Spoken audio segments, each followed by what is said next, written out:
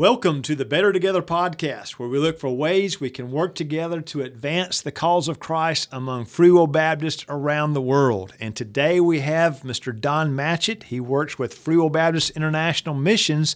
He's the Director of Development. So, Don, thank you for stopping by and being with us today. Thank you.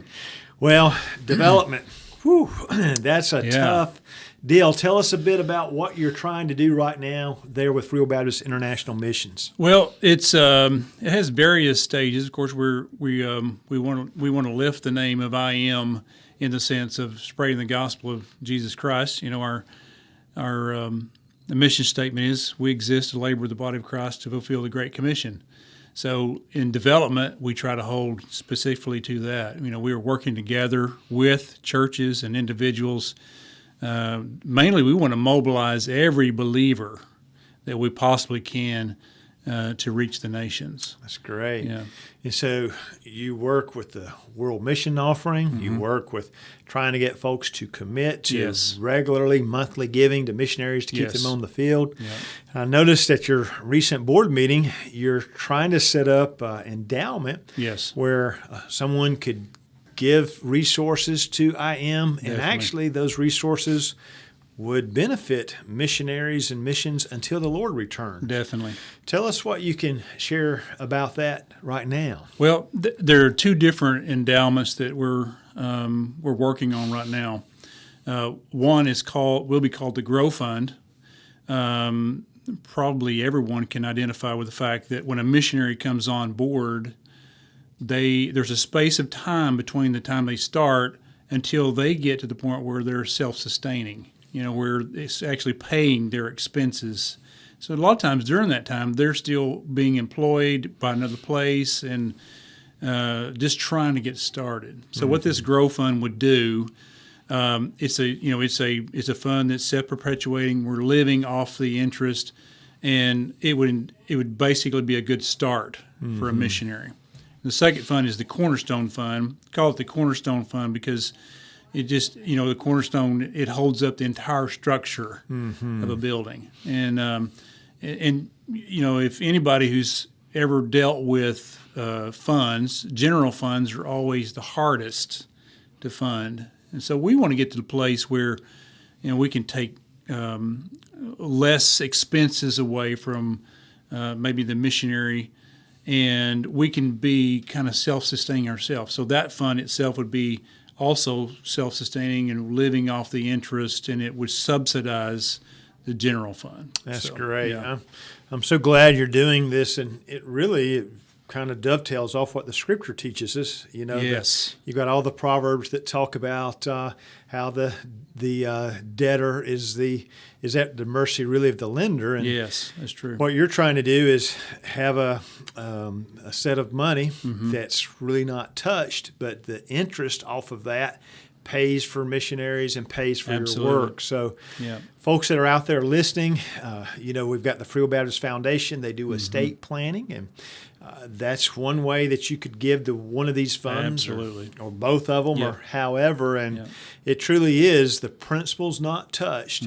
And so that means that if a person gives this kind of donation, it'll continue on until the Lord returns. That's the two great things about that is, it is something that will last forever and ever. We'll do our very best not to pull anything from that principle. But the other part of that is from the donor's perspective.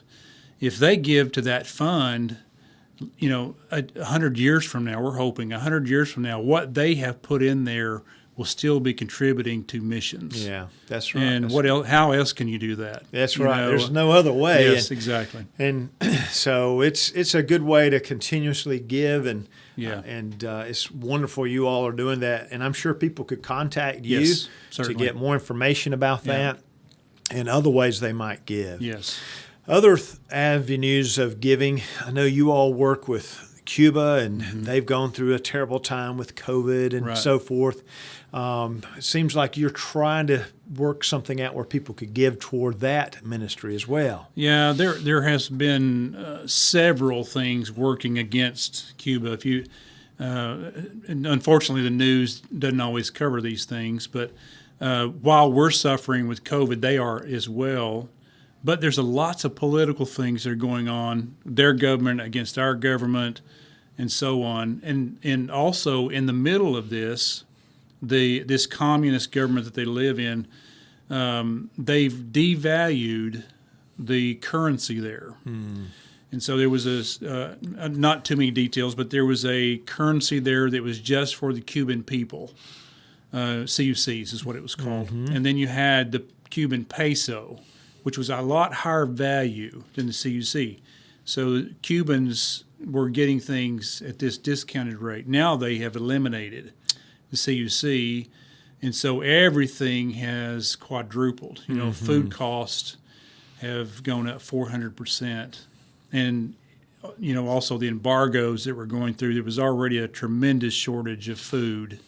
And so our church planners in our seminary especially are just getting hit extremely hard. So, you know, we'd love for people to partner with us and try to help, you know, those that are in need in Cuba if they can.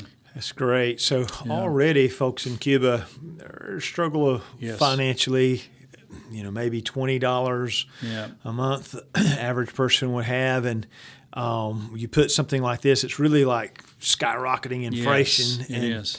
It makes it hard for them. So how can folks give, and you're looking for ways to get resources in. So should they just designate it to like a Cuba fund, or how do they go about that? There's a few ways that they can do it. One of the ways they can go to our website, iminc.org/give.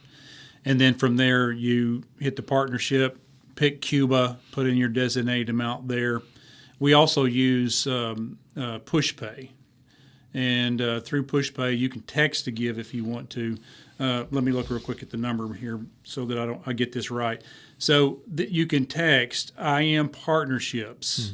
It's all one word, I Am Partnerships, without any spaces, to 77977, and then there you can designate an amount there as well. And of course, obviously, checks. We love this. You know, checks are just as good as all those as well. The main thing is we're trying to help our brothers and sisters in Cuba. Many of our pastors, because of this situation, have lived without any income. And then, you know, our seminary, which, you know, they employ people there when they can, and now the wages have gone up, you know, just out of sight. So, and then the upkeep and all that is going up as well. So it's like, for example, here, just imagine you wake up in the morning and the price of a gallon of milk, instead of $3, it's $15. That's what they're going through. And so it's just taking away all their income, discretionary income, when they can find food. Wow. So this is a way to help them, and we should say their churches seem to be going well. They are going well. The gospel's really prospering there. So this is a way to help them that are suffering in a different way. Any other things we need to know about giving right now to IM? Yeah, well, obviously the WMO is a big part of our giving, and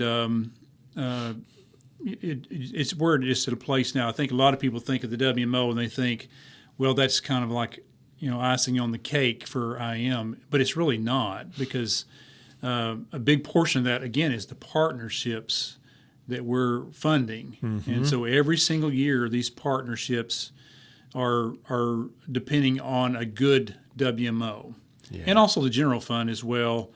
And I think one of the, maybe something that would resonate with most of us, you know, the last 4 years, the WMO has corrected every red account. And we certainly can't promise that every year. But, you know, our missionaries get to start ground zero instead of trying to raise that deficit amount plus getting into the black. You know, they have started at least at zero. That's great. It's just such a great benefit. And that's great. Yeah. So we want people to think about that and not forget the WMO, and think about missions throughout the year. You also last year had a just, you might call it a bumper crop of missionaries that were going out to the field. How is the fundraising going for that group of folks? Oh, that's a great question. It's something we really like to brag on the Lord for. I mean, we really do. And you go back to March, we were all in the same place, right? So we go back to March.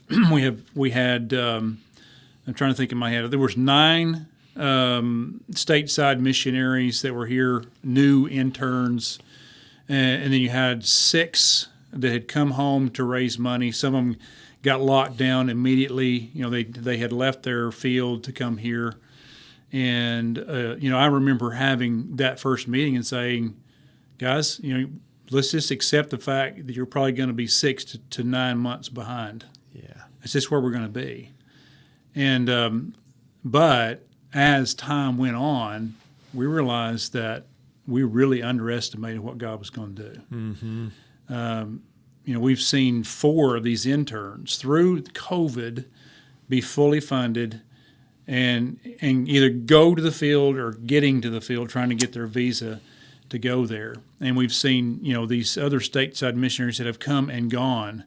Who would have ever thought, Yeah. And it's something that we can thank our pastors for, because, our pastors, even amongst all that they were trying to, juggle and trying to figure out themselves, they were still willing to have these missionaries intrude, and tell their story, and it's really paid off. The Lord has just really blessed us and found ways to do it. Absolutely, Zoom and our people too. Some of the churches were able to meet, some were not, and they faithfully gave, and now we've got some of these folks already back on the field. Yeah, well, and I might add to that too, not just the missionaries, but the general fund itself. Yeah. There were questions from the very beginning.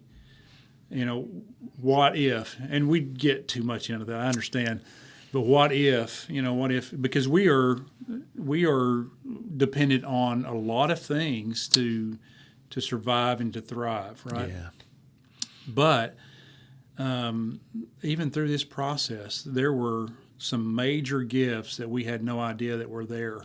And God just said, here you go. There you go. This will sustain you through these troubled times. That's great. Yeah. Well, we encourage our listeners to keep giving, and it's an eternal investment, and we can give in ways we couldn't give in the past. So Absolutely. With some of these mechanisms, and so we also appreciate the good work you're doing, and all the rest of our folks up at IM.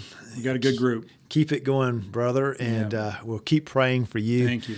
And praying for good success to keep our missionaries on the field and get more and more of them out there. Thank you, Eddie. Thank you all for listening today. And we encourage you to share the Better Together podcast with your friends. Encourage them to like the page and subscribe to our YouTube channel. Anything you do helps. And just remember, we truly are better together and more effective at accomplishing things for the Lord when we work and help each other. Thank you for joining us today.